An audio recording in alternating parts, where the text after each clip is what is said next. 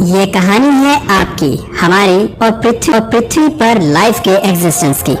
ये सच है कि जीवन के अस्तित्व को एक अरसा बीत चला है। आज हमें लाइफ कई रूप में देखने को मिलती है। एक ही जीव में कई प्रजातियां देखने को मिलती हैं। बात करें जानवरों की तो शेर, चीता, भालू, सांप और न जाने कितनी ही प्रजातियां जंगल में घूम रही हैं। जहरीले सांप से लेकर शिकार को निगलने वाले खौफनाक सांप तक आपको हर तरह के जीव देखने को मिलते हैं। खैर, बात केवल सांप की नहीं है, असल सवाल जीवों में इतनी वैरायटीज का है। सवाल है कि आखिर इतने तरह के जीव धरती पर कैसे पनप गए। पृथ्वी पर एक ही तरह का जीवन क्यों नहीं पनपा। जब सब कुछ एक सिंगल सेल से शुरू हुआ तो एवोल्यूशन की कहानी इतनी लंबी और पेचीदा कैसे हो गई। अगर आप सोच रहे हैं कि आज हम ह्यूमन एवोल्यूशन पर बात करने वाले हैं तो आपका गैस बिल्कुल गलत है। आज हम आपको विज्ञान की नजर से वो कहानी सुनाने वाले हैं जब एक छोटे बेबीज की तरह जानवरों का पृथ्वी पर जन्म हुआ। इतिहास में पहली बार सांस लेने के लिए उनके फेफड़ों का निर्माण हुआ।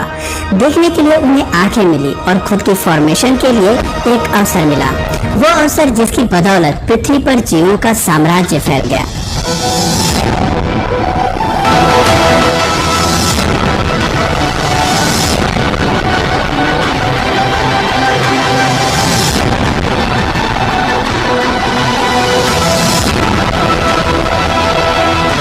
4 बिलियन साल पहले ये है हमारी पृथ्वी, जिसकी सतह पर केवल खौलते लावा के सिवाय कुछ भी नहीं था।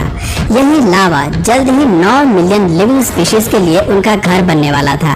खैर, ये रास्ता इतना भी आसान नहीं था। राख से जीवन को जन्म देने के लिए कई घटनाएं होने वाली थी, लेकिन इनमें सबसे पहला पड़ाव पानी था।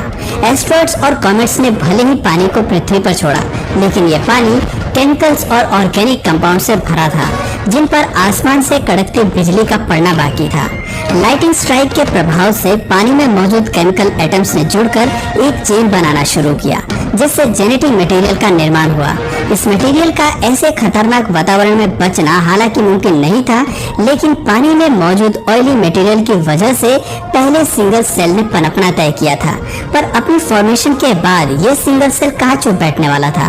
3.5 बिलियन साल पहले जेनेटिक मैसेजेस और केमिकल इंस्ट्रक्शंस के चलते इस सेल ने खुद को पहली बार कॉपी किया। ये जीवन की पहली कड़ी थी जिसने पृथ्वी पर कुछ अद्भुत कर दिखाया था। अपने क्लोन को तैयार करके इसने धरती पर जीवन की शुरुआत कर दी थी। तब ये सेल नहीं जानता था कि आगे चलकर इंसान, जानवर, पेड़ पौधे, चिड़िया और मेरीन एनिमल सब कुछ इसी से विकसित होने वाले थे। अपने क्लोन को बनाकर ये सिंगल सेल अब रिप्रोड्यूस करना सीख गए थे, जिसने धरती पर इनके सर्वाइवल के चांसेस बढ़ा दिए थे। 2 बिलियन साल तक रिप्रोड्यूस करते हुए सिंगल सेल की पीढ़ियों ने खुद को ऐसे ही कायम रखा, लेकिन फिर एक घटना ने सब कुछ बदल दिया। गलती से 2 सेल्स का आपस में टकराव एक बाहरी बदलाव लेकर आया, जिसके तहत 2 सेल्स आपस में मर्ज हो गए और इनके जीन्स भी आपस में जुड़ गए।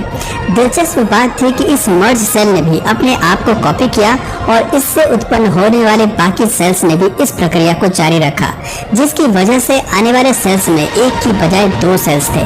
अब ये सेल्स रिप्रोड्यूस करते गए, अपने आप को कॉपी करते गए और म्यूटेट होते रहे।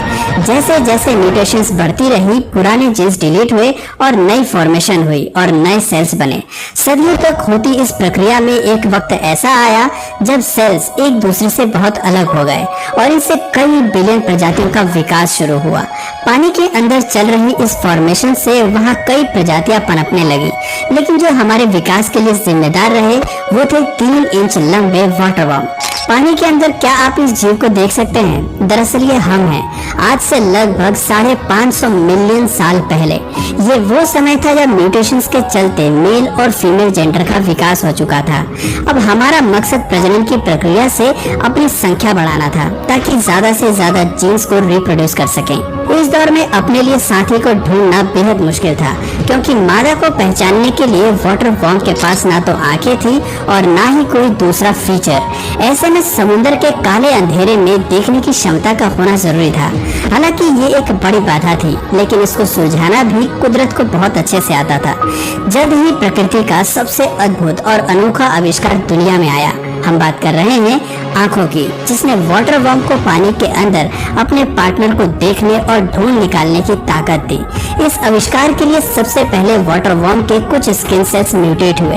अब ये जीव अंधेरे और उजाले में फर्क कर सकते थे, अपने लिए ज्यादा शिकार ढूंढ सकते थे और रिप्रोड्यूस करने के लिए अपने साथी का भी चयन कर सकते थे। इस तरह से वाटर वर्म ज्यादा समय के लिए जी सकते थे। लेकिन यही काफी नहीं था। वक्त के साथ साथ सेल्स में नई म्यूटेशन होने लगी, जिससे सभी जीवों में आंखों का विकास हुआ। आंखों के विकास के साथ ही पानी के नीचे जीव अब सब कुछ देख पाए।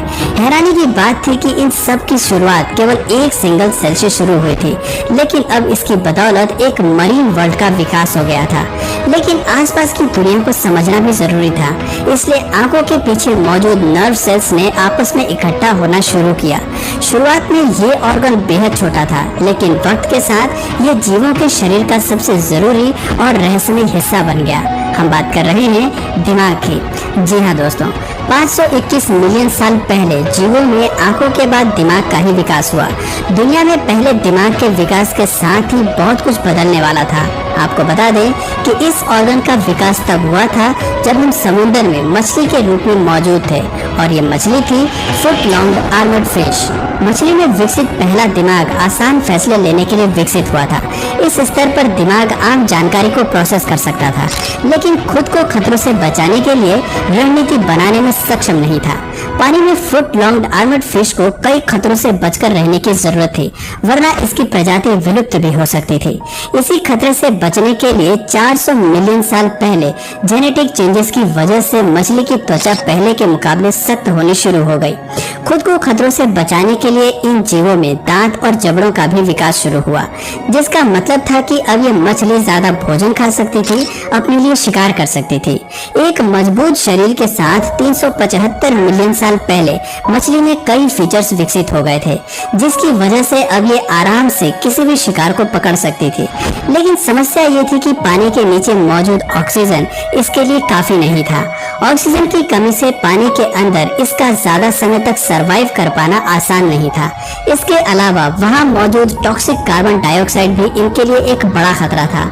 हालांकि वहाँ भोजन की कमी नहीं थी, लेकिन ऑक्सीजन जीवन के लिए मेन इंग्रेडिएंट था, जिसे पाने के लिए इन्हें कुछ बेहद ही बड़ा करना जरूरी था। दोस्तों, कुदरत का नियम तो आप जानते ही हैं कि कुछ भी पाने के लिए रिस्क लेना ही पड़ता है। इस मछली ने भी यही किया। ऑक्सीजन के लिए फुट लॉन्ग आर्मर्ड फिश पानी की सतह पर आई और इसने ऑक्सीजन लेना शुरू किया। शरीर में ऑक्सीजन के ट्रेवल होने की वजह से धीरे धीरे लंग्स का विकास हुआ। लंग्स के विकास के साथ ही पानी में एक नई प्रजाति पनपी, जिन्हें नाम दिया गया इस्टियोस्थेगा। इस्टियोस्थेगा असल में हम ही थे और हम हवा और पानी दोनों में सांस ले सकते थे। हवा में सांस लेने के लिए हम लंग्स का इस्तेमाल करते थे, जबकि पानी में सांस लेने के लिए हमारे पास गिल्स थे। आज हमारे पास गिल्स नहीं है, लेकिन दोनों स्थिति में सांस लेने का मैकेनिज्म हमें आता है। पानी में रहते हुए इस इस्टियोस्थेगा को काफी समय हो चुका था, लेकिन बाहर की दुनिया की तरफ इनका खिंचाव ज्यादा था। 365 मिलियन साल पहले वो समय भी आया जब हमने अपना सर पानी से बाहर निकाला और हमारे सामने मौजूद जमीन की तरफ बढ़ने लगे। ये जगह हमारे लिए अनजान थी, लेकिन दिलचस्प भी।